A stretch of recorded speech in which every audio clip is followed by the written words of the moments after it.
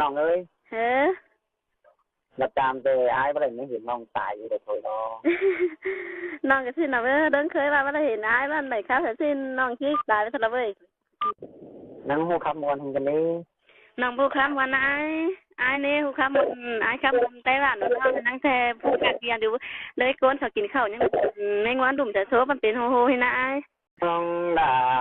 อ้ายเอ้ยตาลายนี่หลายอ้ายก็จะสอบเสียเป็นเนื้อจูเนื้อวันเองอ้ายโตมาฟังต้องน้องหาเพราะว่าฟังใจกันได้อ้ายเนาะตาลายนี่เมียอ้ายจะสอบขายคือรอน้องเอ้ยน้อปันยังเสียนจะเข้าคงต้องน้องแจกของน้ำเดี๋ยวรออ้ายนะอ้ายมีเมียอ้ายเอ้ยน้องสิโสเด็ดแม่น้อยดะโคอีอยู่บายก่อนอ้ายเตียกเน้อน้องสิโสเด็ดแม่ปายโอ้ยความรักเถยรออุ้ยมึงอย่าว่ากูหลายเลยจ้ะเจให้น้อยเขาอีเด้อก็หาปุงมอนอ้ายเฮ้ยดออ้ายอ่ะเกินดิน้องด่าน้องสิวเสียเคยเห็นอ้ายเอ้ยเป็นสิสองเอานี่นาโดยสองเอาจังบ่เห็นกันมื้อยามเจียมเจ้าหรือน้องอ้ายกูน่าอ้ายเอ้ยอ้ายมาเบียวล่ะตกปักถอยสิเด้อ้ายมาอ้อยล่ะตกปักสิเด้อ้ายจังเอ้ยล่ะปันน้องเอ้ยอันนั้นเสพว่านี่น้องหล่าอ้ายเอ้ยชายเจออ้ายเอ้ยชาวน้ำบ่เห็นที่ดาขอสิกายขัวฟูมาคือรอเป็นใจน้องอ้ายมาแทบเป็นกินน้ำทำที่ได้อ้ายเอ้ยอ้ายมาเบียวล่ะมาดูเสื้อผมแต่อ้ายถอยสิเด้สองเฮานั่นจูด่าจูดังเอ็งใจจะได้ได้วันเอ็งเอ็งกินเหนากินได้น้องเอ้ยน้องพึ่งมาดวงมากอ้ายน่ะอ้ายเอ้ยน้องพึ่งมาล่ะน้องอ้ายตายเป็นแนวน้องที่สวนหอมจงเด้ออ้ายตายเป็นจงน้องที่ดิ่งสวนหอมหั่งเธอระเราหิงาตาใดหิงจึงขึ้นคือด่าคือดังเอ็งใจมาเหลือแห่งนายเอ้ยได้อยู่ผ่านเดี๋ยวฟ้าหยุดเหนื่อยมันกันเด้สองเฮามักกันหนาเพื่อนโตกว่าหยาถอยแล้วน้องมักกันนาแต่น้องด่าน้องจันเห็นอ้ายเอ้ยน้องโดยสองเฮามักกันหนาอ้ายเอ้ยเต้าเพื่อนชาเพื่อนนอนหอยรอล่ะน้องน้องมันว่าใจก็นอนขา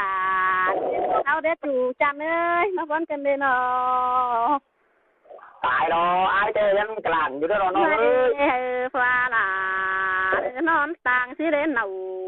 จัวเก็มบ้องฟ้าส่องเที่ยวยิงเสียงขึ้นดิน้องด่าน้องนางจุ้มอ้ายน้องเหลือแห่งอ้ายกว่าไม่จูหรือกลางใจกลางต้องสิได้อ้ายเอ้ยน้อมาลานี่น้องหล่าน้องเป็นจัวไปเห็นอ้ายเอ้ยอ้ายยังแซ่อ้ายกูหยันเอาน้องเฮ็ดกูกว่าเมียยายเอ้ยตัวกว่าเมียงำส่องหามีเชื้อโดนบันเด้หายเก่งน้องมาโนเด้อด่าอ้ายเอ้ยสลายใจจังแซ่อ้ายหยันเด้อเอาน้องเป็นทูตปลายเดืองเสียหินเอาเด้อนี่เง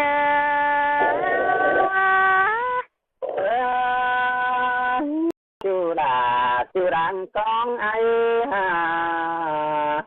ข้ามาเองน้องเอ้ยเฮ้อรับตามแต่อ้ายบ่ได้เห็นน้องตายอยู่แต่โถยน้อง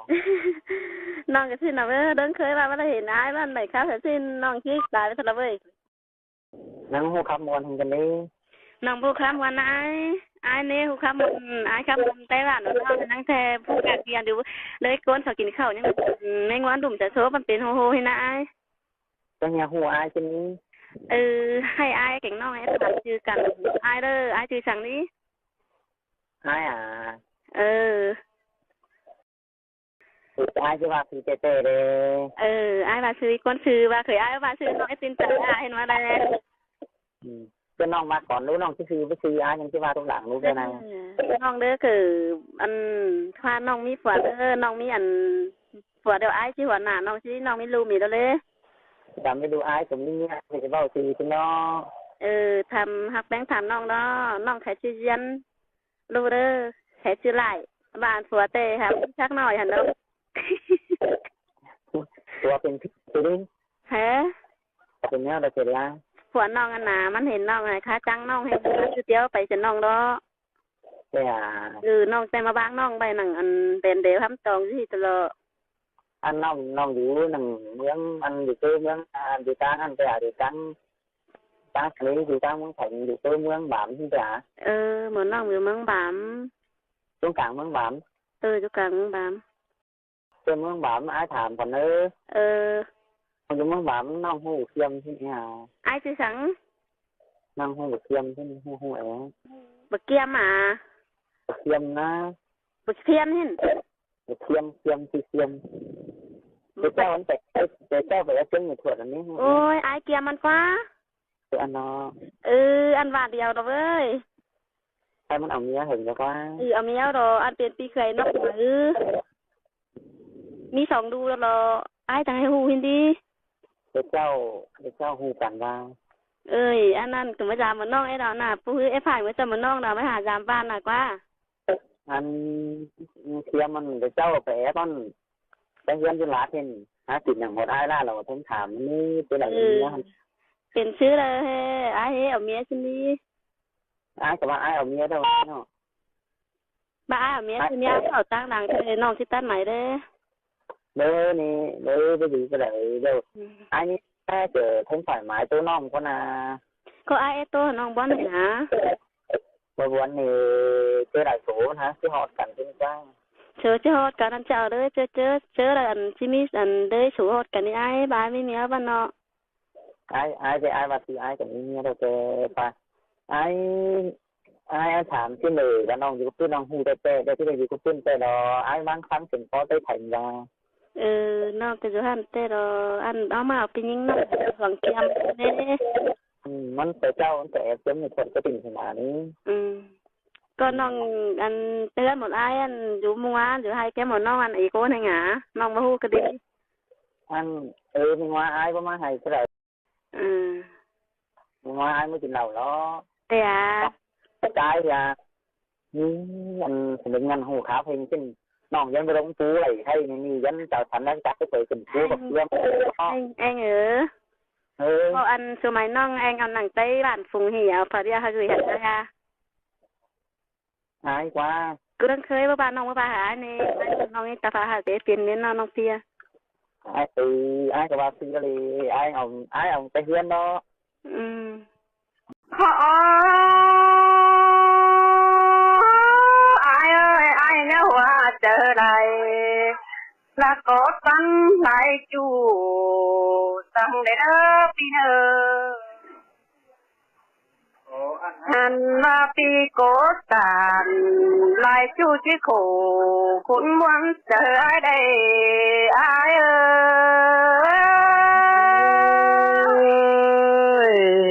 จังได๋ล่ะ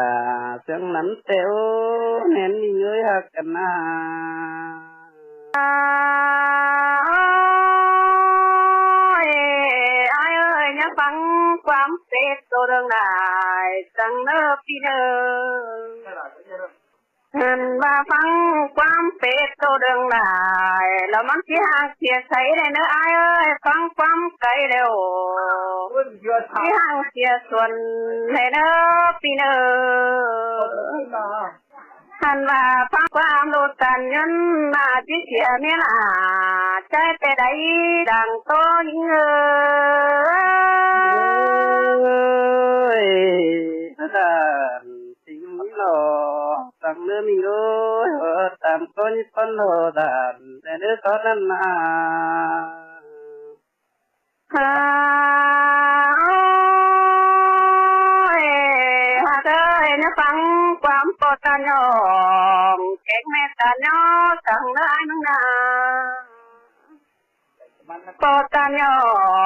งมันสิเว้าปอนี่อ้ายเอ้ยแม่ตานยอมันสิเว้าเต็มตองกะละนาตานบ่ยองเกี่ยวกินสินเดือนเมื่อเดินอ้ายเอ้ยจักมันว่ากันเลยล่ะเราใจจำแต่ใจรู้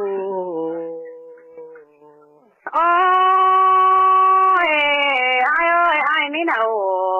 เดี๋ยวหน้าเนาะขอกบสองคันทั้งเด้อพี่เด้อหันบ่ายวิญญาดอกจะเปิดปันส่งจู่สังหายหักเธอดังเราจริงผู้ข้างในหอนหึงเปิดกบส่งเมียกันนาอ้ายเอ้ยน่าล่ะน่าใจเอ้ยบุญปันใจกันน้องก็ได้ยินเสียงเสืองข้าวเดี๋ยวโดยผัวเมียหมดอ้ายแน่ดังจุงตอกกันเราจะเทือนเหมือนนั่นเน่เปียท่านว่าปีหน้าได้ยินเสียงโตหลาอ้วนน้องปีหลาหน้าเปิดเจอไม้จังเลยอ้ายเอ้